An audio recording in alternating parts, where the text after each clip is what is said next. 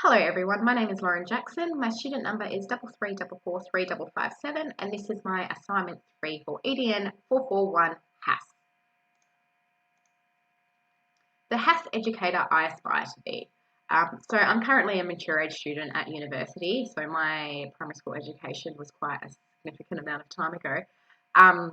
Basically my memories from there are rote learning practices where the teacher is standing at the front of the classroom and scribing information on the board, which we then just had to copy down.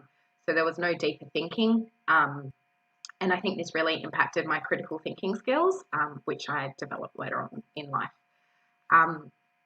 The desks were constructed in a way where it was basically just in rows with gaps in between each desk. So I don't have any memories of conversations or group work, and this is something that I want to change in the future as when I'm a teacher. My teaching philosophy is really linked to Vygotsky's theories of social interaction and how this helps children co-construct knowledge, and also the relationship building that develops in these situations. So I work as an EA in a school which is situated in a low socioeconomic area.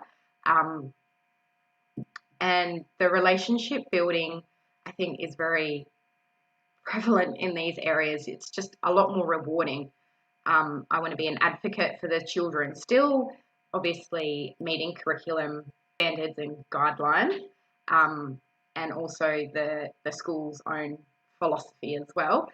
But my number one is to be an advocate for the children, especially in these high-risk areas.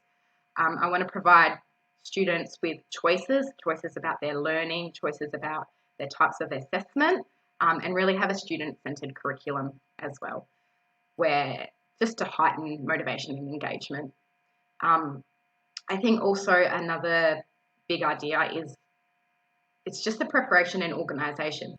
So to have all of your programming done, your ideas, do your research, have all your resources ready at your disposal, and then also reflecting upon lessons and updating this information where things that you could do better, things that didn't work at all, and really thinking about this just to develop it for further years or further weeks.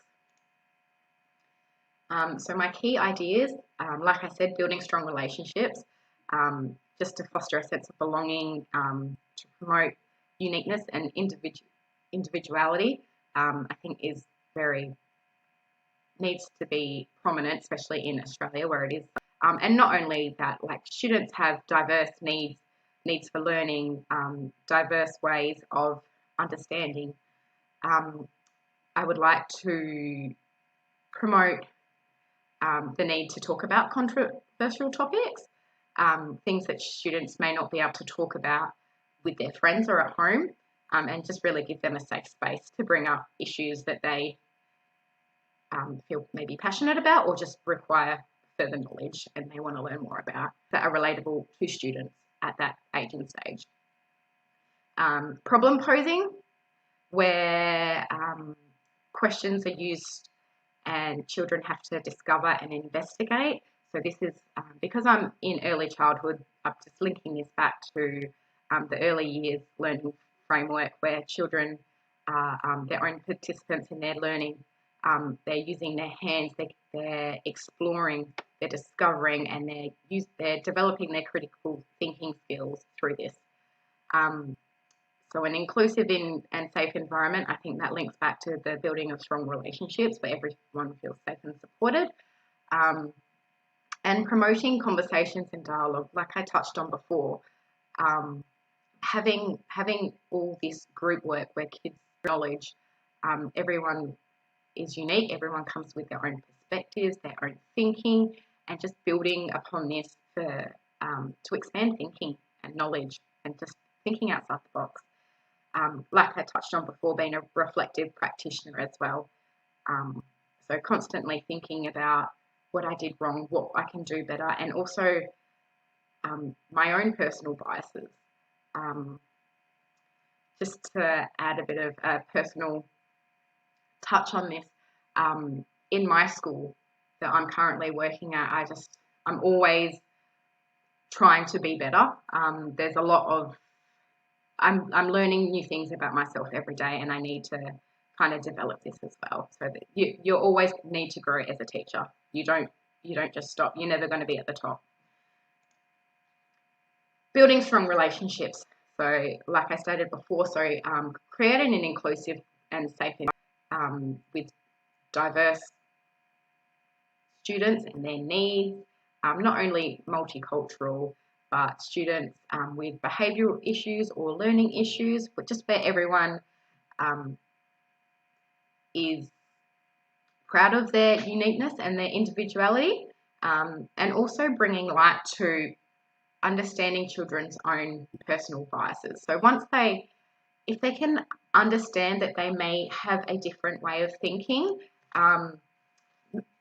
just self-awareness of their thoughts and the way that they speak, and also building relationships, not just with the teacher and student, but also with the peers themselves, just having a very respectful and mutual relationships where they can talk to each other and discuss and build upon knowledge and see others' perspectives in a healthy environment.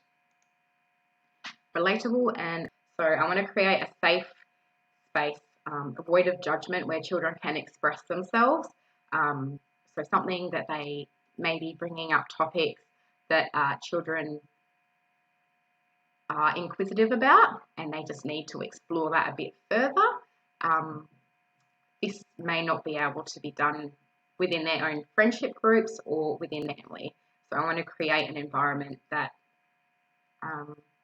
we can go over these topics and just really delve down and explore them. And also building off children's interests, so bringing up topics that are relatable to them, such as family trees or current world events or things that they know about and we want to explore a bit further.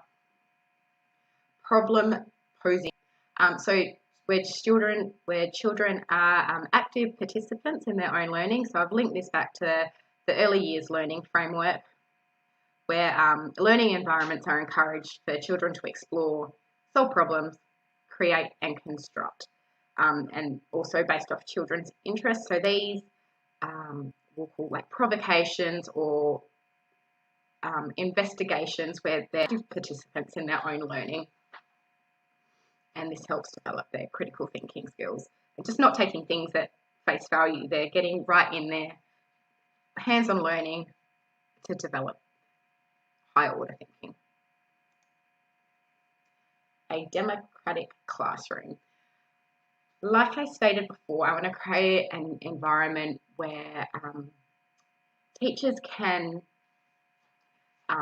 lead the conversation, and then we can build upon this like in a positive way, so that the children are not conforming. I want to basically be a teacher where it's a very respectful environment, but the kids aren't afraid to have a voice as long as it's articulated in a positive way.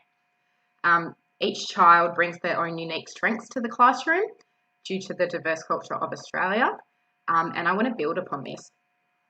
So it helps them make sense of the world around them, and like I said before, facilitate respectful discussions and help develop critical thinking skills.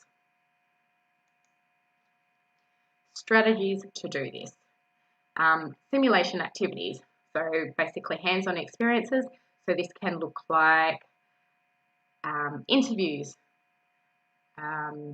performances,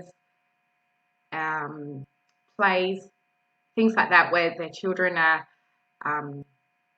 active and basically using their knowledge to kind of portray their thinking. I'm also an advocate for using music as a tool for teaching. I think music has a lot of deeper meaning, and using the arts, especially in multicultural and high-risk classrooms. It's a great way to express yourself. Liaising with families and the wider community. So this is a situated pedagogy. So, for instance, like bringing families in for interviews, having multicultural days where we have foods being brought in. Obviously, need to think about dietary requirements and things like that. But yeah, really establishing connections with the families and wider communities. And this can even look like just family trees where you're asking parents and caregivers information or just integrating your families into the curriculum. And this also helps establish a sense of belonging. Like I've touched on before, scaffolding and group work for the co-construction of knowledge. Create an environment where healthy and positive discussions can be immersed in, and again, social interaction. So learning is social. Knowledge is expanded when children are grouped with others that display different thought processes, knowledge and perspectives. And these are my references. Thank you very much for listening to this presentation.